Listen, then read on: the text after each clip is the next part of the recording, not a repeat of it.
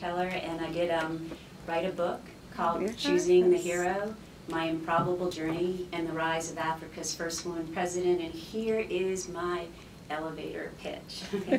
So I have been working in Africa for 30 years, so I am aged, but I'm working in Africa for 30 years.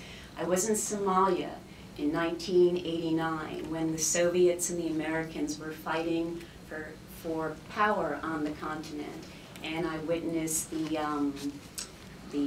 warlords and the dictators that were able to emerge because people were competing with money and there was no good governance.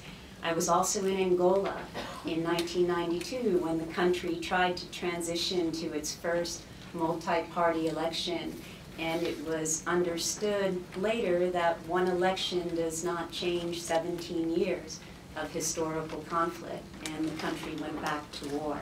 I had the privilege of being in South Africa in 1994 as an election observer for South Africa's first multi-race election. I was in Dwedwe, in KwaZulu-Natal, when Nelson Mandela was declared the president, so that was pretty amazing.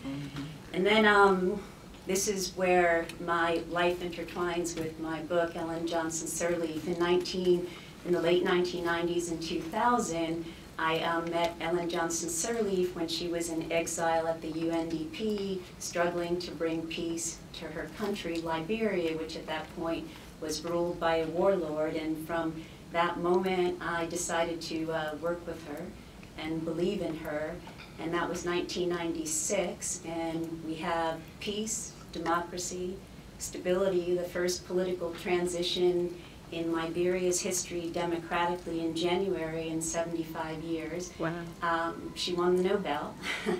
And this past weekend in Kigali, she won the Mo Ibrahim Award for African leadership. So that's 20 years. It's about supporting another woman, believing in someone, and just sticking with it. And so that's me. Over to Janelle. Okay. And that's